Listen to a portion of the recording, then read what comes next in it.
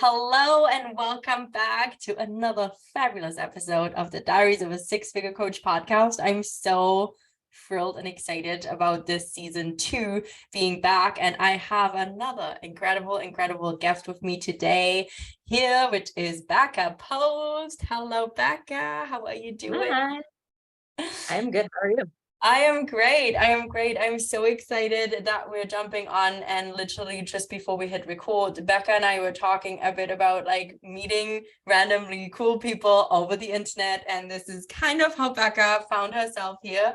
I've really been recently all about just connecting and community, and I've made so many incredible humans along the way, and Becca was one of them, and I really loved what she's doing because she's all about forward movement requiring a modern way of thinking, and she does something that I haven't actually heard a lot of people do, which is sort of combining clinical training in psychotherapy models with holistic tools and spiritual practices.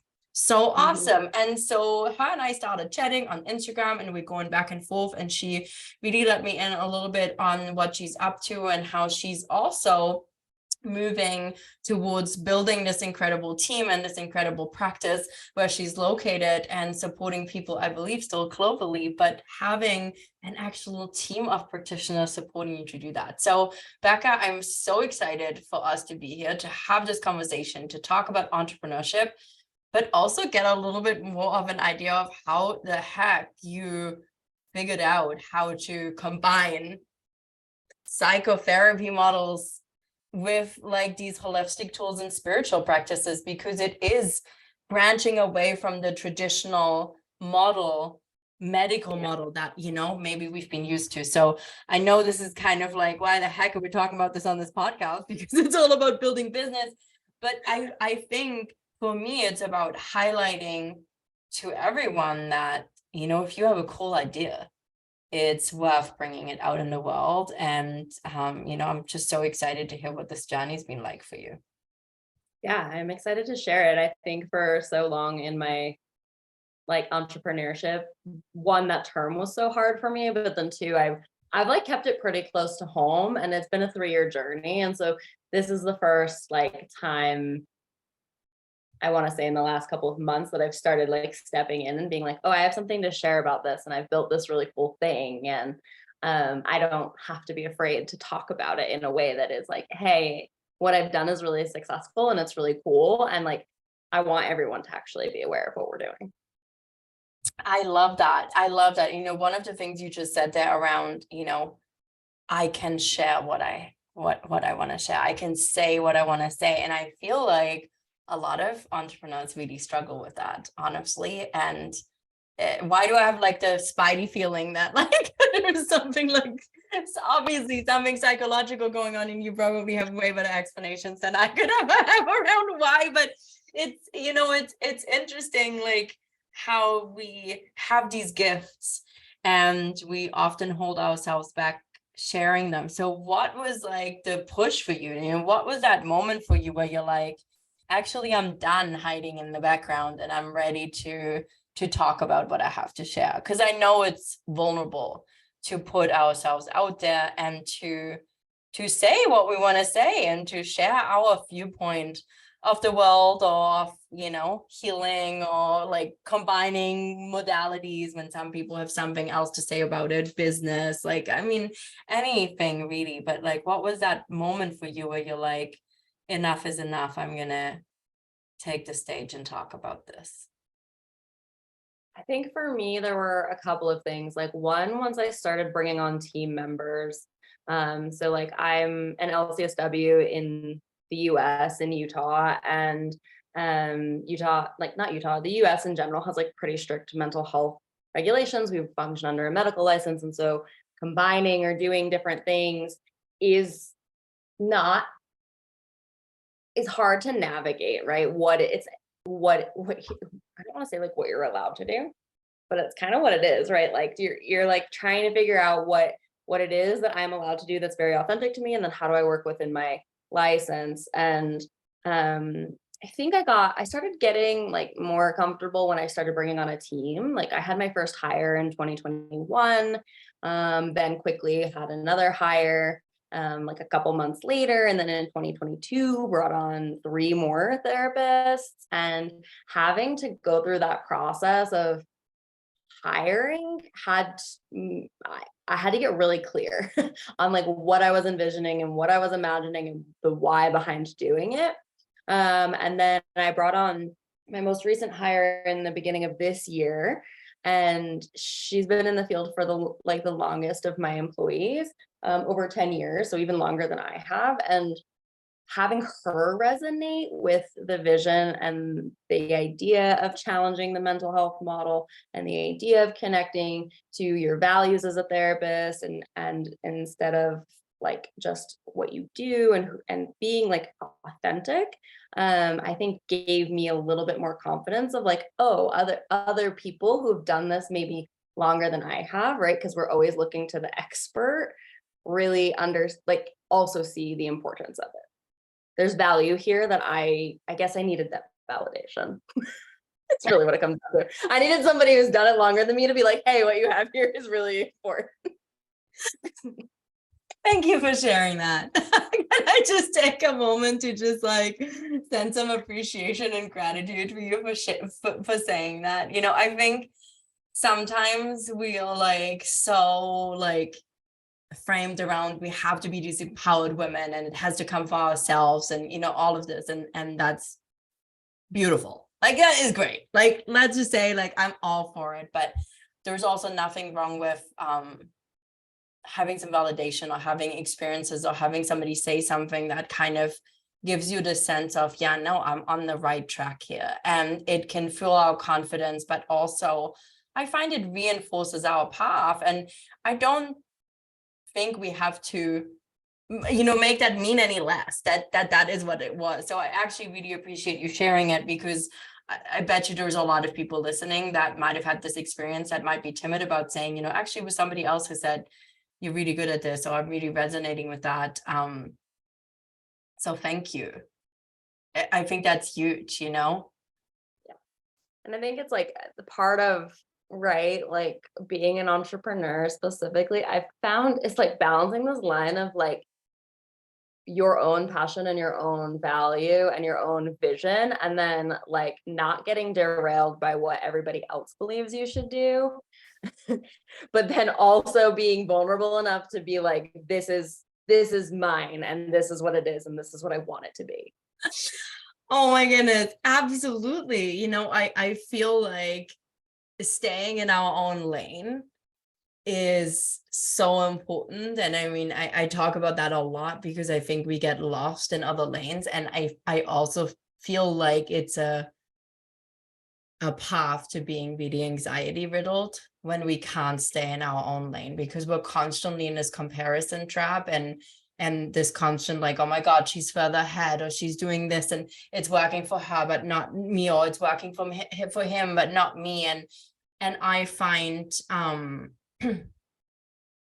specifically as entrepreneurs that are present online, that share our message, that holds quite a lot of we hold quite a lot of responsibility, whether we're aware of it or not, because we're shaping public opinion, right? Like we are out there shaping public opinion. We are standing up and we're sharing what we believe in, what's important, what you're saying too, around like walking this line of like, how can I speak to coming up with this more modern model of approaching mental health while also being in congruence and alignment with what my medical licensing requires me to do. So it's fucking scary sometimes, and that puts so much on our nervous system. And I think most people just see oh my God, I'm going to be a cool entrepreneur and I'm going to do all these awesome things and I'm going to have this great fan club on my Instagram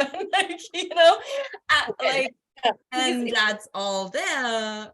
But I mean, personally, honestly, I did not realize how much stress was going to be put on and how much I was going to have to navigate internally and with my and how many boundaries I have to set, and strict I have to be with myself, and focused I have to be on me and my journey in order to be able to go down this path and build what I'm building and scale my business without honestly being anxiety riddled and exhausted and terrified and in a constant like state of like panic. And like, listen, like I've scaled a business to 8 figures. Like I've built a company to 180 employees. I've held a lot of responsibility.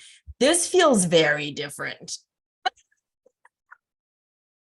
Because you're doing someone else's vision, right? Like I think one of the things that's been the hardest for me is that like I'm good at the other person's vision. Like I'm a generator, right? Like I'm a worker bee. Like that is what I do. Give me the thing and I'm gonna get it done because of all the other areas of my life that I've learned to cope that way. But like building my own business and having to articulate the why and the vision and the mission and feeling like it's honestly one of the most vulnerable pieces of me. Like people who know me who then like see my business are like, this is Becca. Like this is everything she's ever shared, everything she's ever been through, everything she's ever done is in this. And so showing up on social media or joining a podcast or doing these things have been like, I'm like, oh my gosh, I'm stepping into this place of like being even more vulnerable now because I'm sharing with more people than the people who just find our website or the people who just want to work with me as a therapist. Like even stepping into the role of coach for me was such a challenge because owning that title or owning the title of healer or owning the title, there was something comforting in therapist, I think, because it's safe. I think there's like a lot of black and white to it. It seems like when you're in it, it's not that way, but it seems that way to the public. But when you step into the role of like coaching and healing and moving in that direction, there's so many ways it can be misconstrued. And specifically in the US, like it's therapy and coaching are pinned against each other. So then going forward with this idea, because at our practice, we combine both of them, it's like, it's terrifying because you know that in some way it's going to be rejected because the way that we view it here is you are either a coach or you are either a therapist and you can't be both. Yeah, which is so interesting because as someone who's a coach and has also experienced therapy and knows the difference between the two, they actually are so essential in working together. Yeah. Like Yes. for me, it's like, okay, like I've had a lot of trauma and I needed to talk about the trauma and create the awareness around what's happening for me. And then I also needed to find a way to actually move forward from here and change it. So it's great. Like the acknowledgement and the healing. Yeah, like it needs to happen. But then I need to like, what the fuck am I going to do with it now?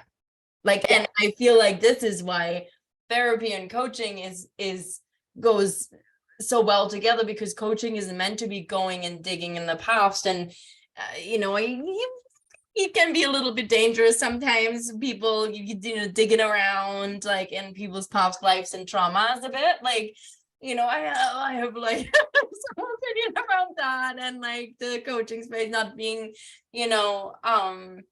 it's not regulated, and there is, I think we have to hold a sense of responsibility, but the impact you can have on somebody's life as a coach is traumatic. Huge. So I would love for you to share, like, what is your vision with bringing this together?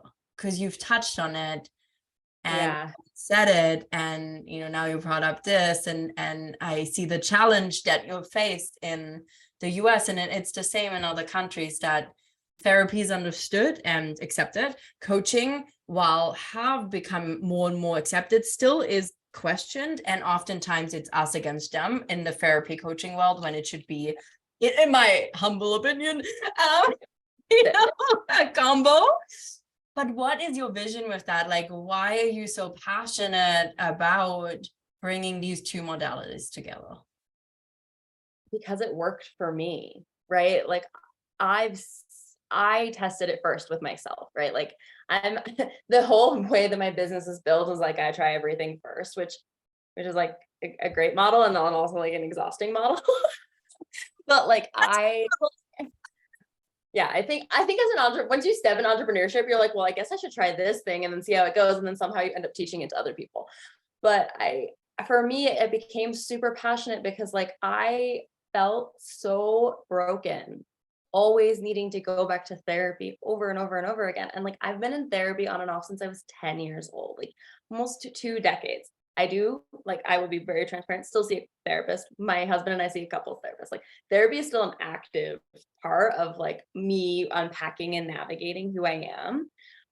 But I needed a place to land once I did a lot of deep trauma work when I first moved to Utah from the East Coast, and like I unpacked so much, and what I really needed was someone to be like, this is how you live with this. Like, these things don't necessarily go away, but this is how you build a life knowing this information now. It's not like we're not going to go back and unpack it and process your trauma.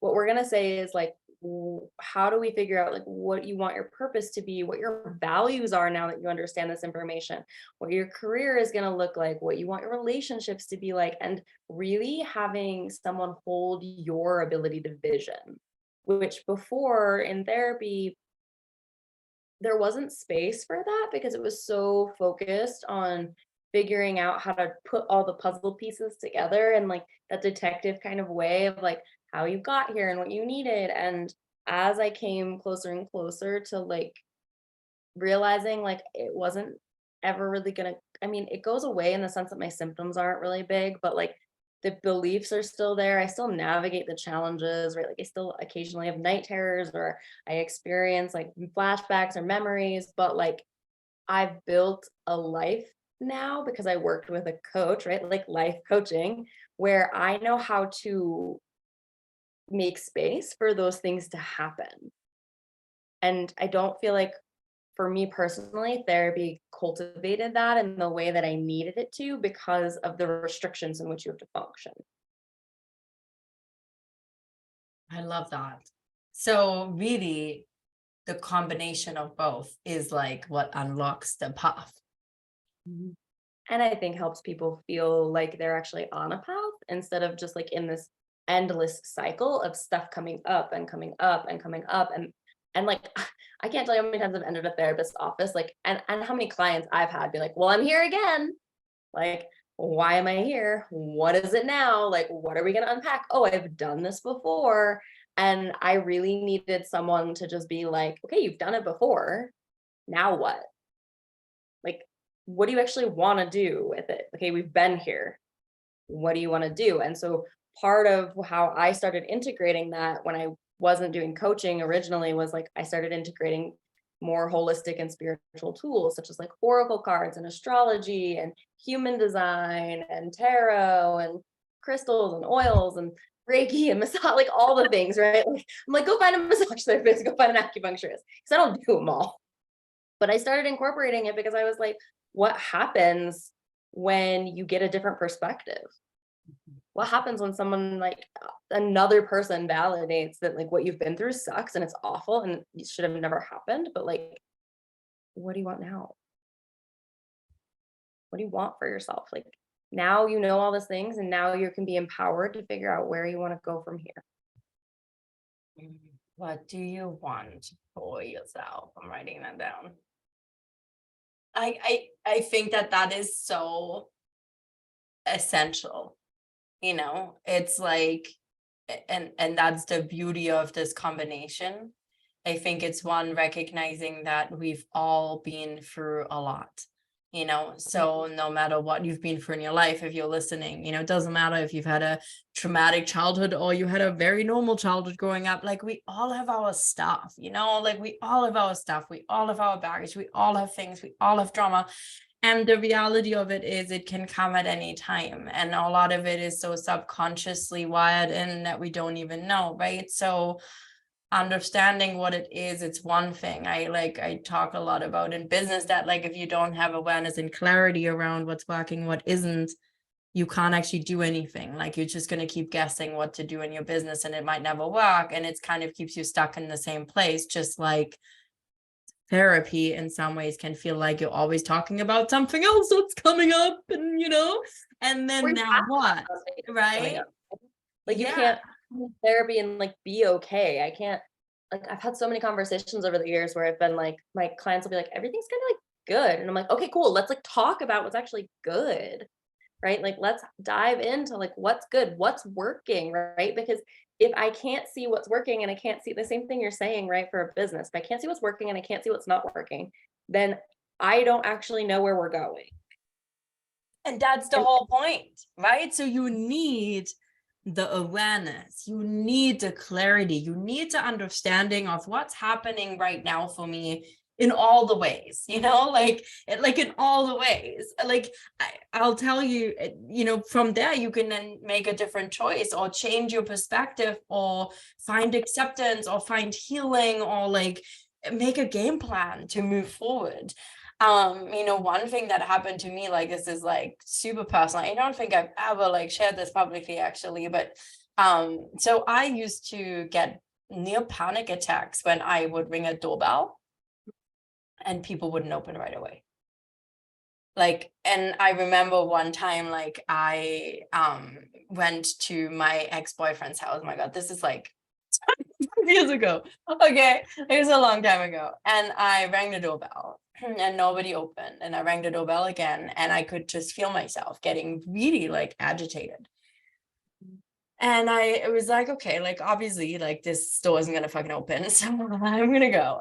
And I made my way back home and I was besides myself. And I was like, I don't understand why I'm feeling like this, because it's just a door. Like obviously we miscommunicated. Like I did, like it wasn't like, that I was feeling abandoned or anything like that, but I was just so stressed and in this like full on like floundering, like holy shit, like what? And I just was like not functioning, And I remember getting home and my mom said to me, "Oh, you're back already?" I'm like, "Oh yeah, this happened." And I was like, it's so weird. Like every time I'm at somebody's door and I ring and it doesn't open, I get so stressed out. I get like, it's like feels like a panic attack. I can't breathe. Like, and now this happened and like I'm besides myself. And there's like whatever, like this isn't even important, but I don't understand why I feel that way. And then she says, "Oh, that's interesting." And I was like, why is that interesting? Like now I'm like, what the fuck do you know that I don't? Like, what's the missing piece here? And she's like, oh, I like, and she's literally says to me, she's like, I don't, maybe it's got nothing to do with this, but when you were little, like you were like not even like 3 years old yet, your sister and you went over to your grandparents' house and you rang the bell and they let your sister in, but not you. And I don't know how long you sat on the steps crying, trying to get in the door. But I found you completely distressed and I let you in and, and I was like, I can't remember. Mm-hmm. Yeah. I can't remember that experience. And since I've gone, I've gone back and I've read through it and I've had a lot of forgiveness and I ended up having a very beautiful relationship with my grandparents who both since passed away. But there was a part of me that relived that experience as an adult and getting panicked. And so knowing that, I was able to say to myself, okay, well, if I ring the doorbell, like I'm an adult, people are gonna let me in. Like this was, like I'm fine. Like I'm fine and I'm okay. And so just knowing that changed it and I could change my perspective. And it was almost, I needed to know what had happened for me to know that it's okay and that I'm not going to be left outside the door, like I'm an adult now, like I'm not 3 years old, not knowing what to do anymore. And so anyways, I just like this came up for me because it was such a huge thing and it made such a big difference for me having the knowledge. And ever since then, I really got fascinated by having clarity and awareness, and it continued to be integral to everything that I've done and everything I do in my work and how I express myself and how I live my life and all the things, because that was so monumental for me and the impact was huge. Yeah. And I think you're like really honing in, at least from the way that like I practice and the way that my business model of like healing is built, is on this idea that like therapy is focused on that developing awareness and then creating and understanding the patterns, right? Like that's what therapy is for. Therapy, the whole piece of therapy is to be able to go into that space of saying, like, oh, I just found out this like really traumatic thing happened to me at 3 years old. And now I want to like piece together what I built as coping skills around that: anxiety, depression, traumatic responses, right? Like having panic attacks.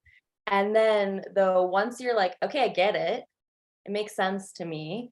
We need that place to like, to have a place to really like integrate and process and like build change around it, because knowing that thing about yourself of like, and obviously maybe this isn't the belief, but we'll just go with it because I think it's really general. It's like, I'm not like, I'm going to be abandoned, or I'm going to be left, or people don't love me, right? Like those are such common beliefs we all have. Okay, I know that belief, but now like, how does it show up in my relationships? Oh, I built these relationships where I'm like the primary person for everybody. I don't want that role anymore. I need someone to help me figure out how to change that. And like, yes, that can be done in therapy, but there can be aspects of it that feel really stick because you keep coming back to that past piece when really you're like, okay, yeah, I get it. It's over here. I want to figure out how to integrate it. Like, how do I build what I need? Like, I can't tell you how many of my own limiting beliefs show up like every day in my business. I want to say like 2 weeks ago, I had a fear of being fired. I own the business. I can't be fired. Like, unless I'm going to fire myself. Right? Like I can't be. I'm like having a conversation with my husband and I'm like, what if someone fires me? And he literally looks at me and he's like, that is a little kid belief. Like that is a belief that can't like, that literally cannot happen now, Becca. Where is that coming from? Right. And I'm like, oh yeah, okay. So what do I need to change in my like present environment to not have me feel that way? What am I doing in my business right now that feels like it's all gonna like combust and I'm afraid, right? Like these pieces that we understand that are become part of us, then like they just show up in all these other areas of our life. And we tend to like make ourselves small or not do the things we want to do or not build the things we want to build because we're afraid of ever feeling like that again. Yeah, and entrepreneurship has a way of bringing a lot of that out, you know. Yeah, there's like a joke in the therapy world where it's like, I don't know how you could be a therapist and not have a therapist. And sometimes I'm like, I don't know how you could be like an entrepreneur and not have like a therapist and a business coach and like a personal coach and like your friends who are also entrepreneurs, but then also your friends who have no idea what your business is or how to run a business. Like you need so much support because not only like now your business is the mirror. Like before for me, it was just clients, right? It was just like every time a client walked in my office, I'd be like, oh yeah, I understand how that feels. Now it's like anytime something happens in my business, I'm like, oh my God, how do I not revert to being like 5 years old and feel that Yeah, way? yeah, and entrepreneurship has a way of like having you deal with the fact that like you can't let your 5-year-old keep driving this bus because it's not gonna work. And to your point, for sure, like rejection was like it showed up everywhere, like over functioning, overachieving, constantly proving my worth, like I mean, I've excelled in my life and my career in so many ways because of this traumatic event, because I was like, I'm gonna work Yeah. extra hard. Nobody's ever fucking shutting that on me ever again. Like I will make sure of it. And then I was like, oh fuck, this is fucking an exhausting way of being. And it really like, I mean, there continues to be that, but for me, it was like the willingness to be rejected. I'm willing to be rejected. I'm willing to misunderstood. I'm willing to be not asked to come to the party. Like I'm willing to be the person that you don't want to open the door for. It's okay. We can have a conversation because I actually don't want to come into everybody's house too. So like it's pretty fucking clear, like this is a two-way road. But like you really, again, like if we don't understand it, if we don't have the knowledge, we can't do anything. And if we just have the knowledge and then we choose not to do something with it, we create so much resistance.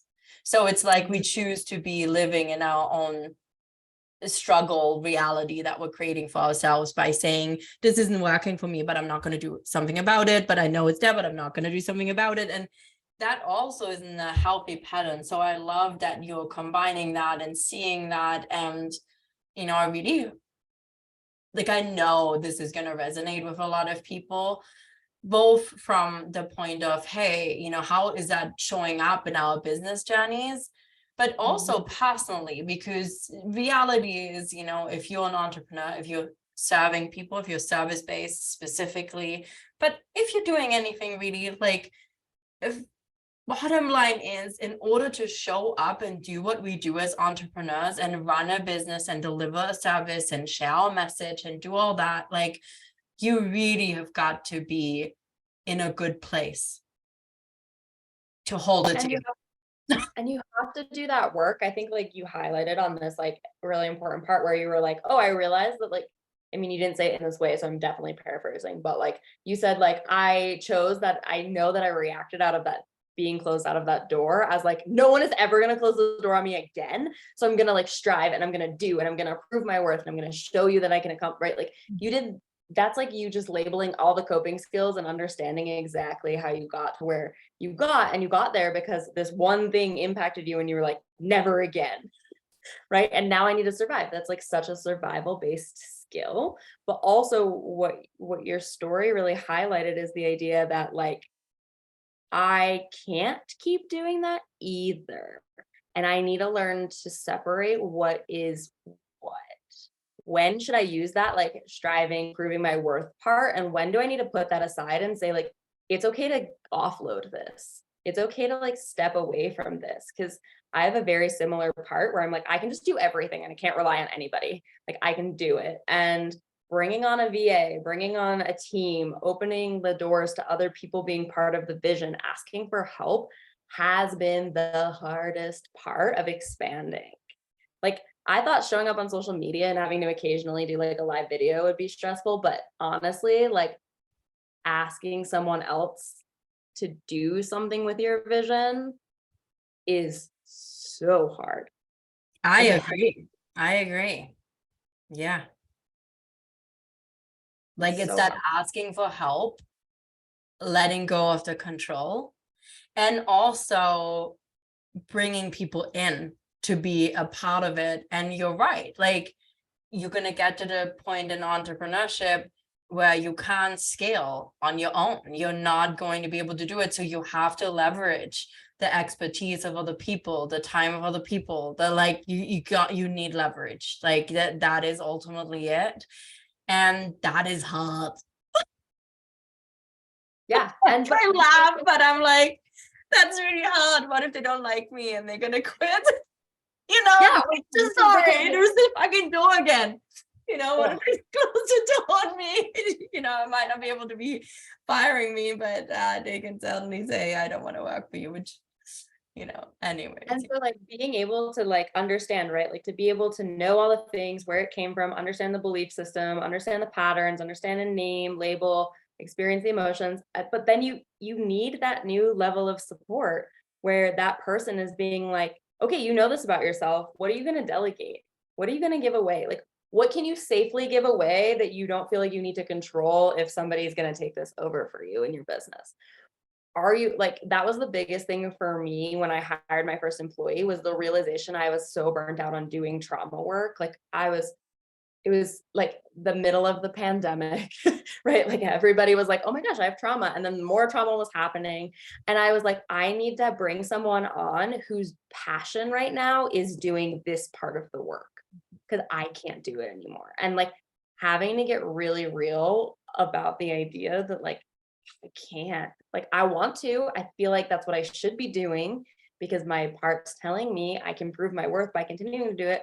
But if I get radically honest, I'm not going to be able to do any of this if I keep doing it. And I needed someone to hold up that mirror in a different way. And that was what the coach did, which was like, why are you still doing this? Like, not all the stories from your childhood, not all the beliefs you have, but like the practical present pieces. Why are you doing this if you don't want to be doing it? And I was like, I don't know. And she's like, that's not a good answer. I was like, oh, this is the difference. You literally holding me, right? The coach's job is to hold you accountable for what is present in this moment and in this time to get you to where you want to go. Yeah, and it forces you to make new choices that move you towards it and basically get out of your own way. Mhm. And then you get progress. It's actually so simple. I know. It sounds really simple as we're talking about it. And then I'm like, yeah, this is 3 years later.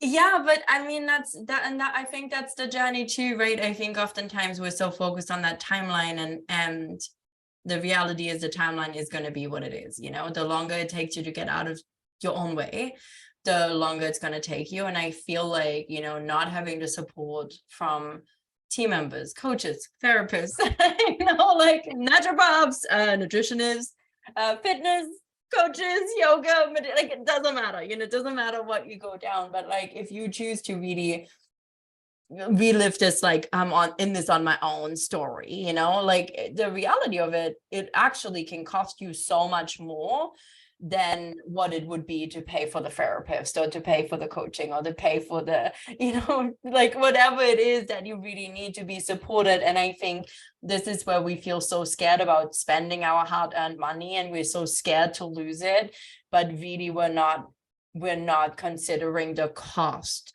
of staying the same. We're not considering the cost of keep being in it on our own. And so a lot of the times what I found is like we spend a lot of time, energy, and money not taking an action and doing the thing we need to do or hiring the support we need to hire, because we're so stuck in our stories, which brings us back to the importance of being clear on what the story is in the first place and figuring out a way to move forward and to do something with it if we don't like the story. It's like, but like you say, like it's so simple, it's actually quite difficult to do because we spend our lifetime coping a certain way and making certain choices, right? And like again, like that brings me back to why it's so cool that you do what you do. And I, you know, I love your vision and I love your story of also, you know, through your own entrepreneurship, realizing, hey, I can't do this alone. And hey, you know, that's the other thing. I like, I've done this as part of my business and this is part of a service, and I have all these people who want it. So it's like dangling, you know, where it's like there's demand and the realization of, but it's no longer serving me. So let's bring somebody in, which also means let's give up that revenue. Let's give up, you know, sacrifice, like we get into that money. So, you know, I just want to commend you for both creating the awareness, realizing it, and then choosing to go down that road and pivot and change your business model and bring in a team and do all these things, because it comes with new challenges, new responsibilities, new ways of doing things. And it's scary because you're doing things in a way you've not done them before, and you kind of constantly readjust, you know? And finding the people who can tolerate that. I think like that was the biggest thing for me when I was building my team, was being really honest in the interview process of like, I have never done this. And so like this is my vision and I don't totally know how we're going to get there. Is that something you can tolerate? And so holding the space for me as the person like whose vision we're building, can you tolerate that it's going to change?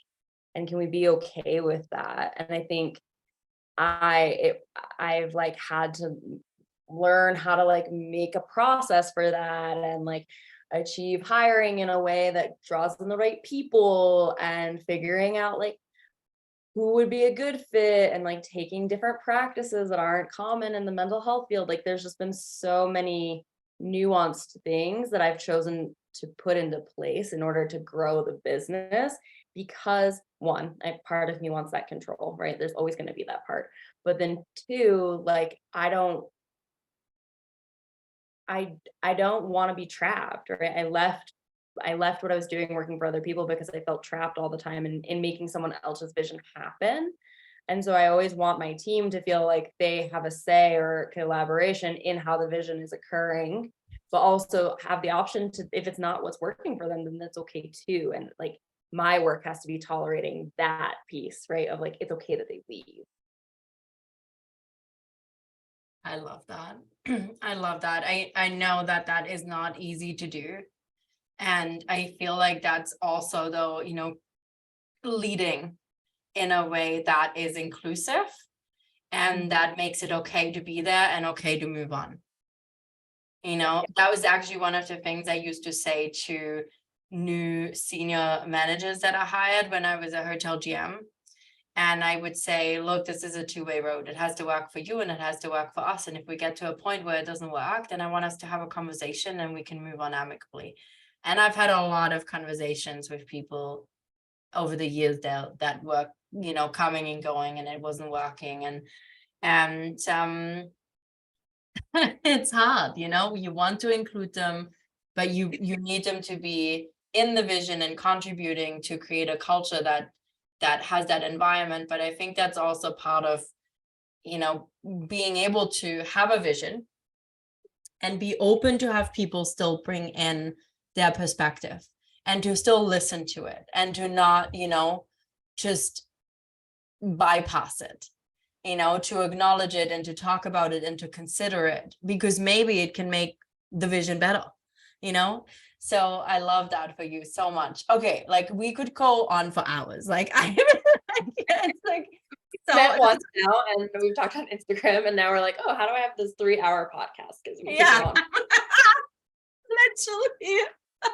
Not 3 hours, but like we went way longer than I usually go, but this was just too juicy to stop, let's just face it. But like I'm sure people will want to know, how can they find out more, how can they follow you, so where can we send people? Yeah, so sending people to our Instagram right now is kind of the best option. It's at forwardhealing.co, and that will link you to our website, which is also forwardhealing.co. We do keep things consistent, but it'll give you information on our therapy, and therapy right now is only offered in the state of Utah. So just keep that in mind if you live anywhere in the world. And then if you go to our website, what you'll see is we've called coaching after therapy. And after therapy is where we dive more into those holistic tools. I can work with anybody across the globe. I am able to like support you. We do one-to-one coaching. We're doing a workshop series, as well as I do therapeutic human design readings as well. Ooh, therapeutic human design readings. Oh my goodness. Okay, well, I have some research to do on you and good stuff. I freaking love that. I love that. Becca, thank you so much for being on the podcast. This was such a joy. I really love this conversation. And like, you're like the second person that I'm interviewing with this new theme of conversation for this season 2. And I'm so lit up by this conversation and so inspired by it. That was so good. And now I want to know what therapeutic human design is. So I don't know. I'll go follow Becca on at Forward Healing on her Instagram. There is also a little discount code that we put in here for that workshop series that she mentioned. So check it out in the show notes. Becca, before we wrap this up, is there anything else that you'd want to share or words of wisdom that you want to leave for my listeners? Yeah, I think the biggest thing that I keep sharing on podcasts or videos or anything that I'm doing right now is that like what our core belief is, that like when and it's my core belief as a person, but when you choose to heal in any capacity, emotionally, mentally, physically, you're changing your path in the world that we live in. And so like really keep that in mind, that the investments that you make feel expensive and hard in the beginning, but the long-term benefit isn't just about you. I love that. I love that. Leave the ripples. Leave ripples. Yeah. Oh my God. So good. Becca, you're such a joy to talk to. I absolutely love it. I love that we connected on the internet. I know this is such a valuable episode. Thank you everyone for being here every week. I really appreciate it. If you are a entrepreneur, 5-figure or 6-figure entrepreneur that's scaling and you want to be on a podcast and talk about your story, send me a DM at Teresa Lambert Coaching. Don't forget to subscribe to the Diaries of a 6-Figure Coach podcast on your favorite podcast channel or YouTube. And make sure you follow Becca at Forward Healing. This was such an epic episode. I can't wait to be back, and I'll chat with you all soon.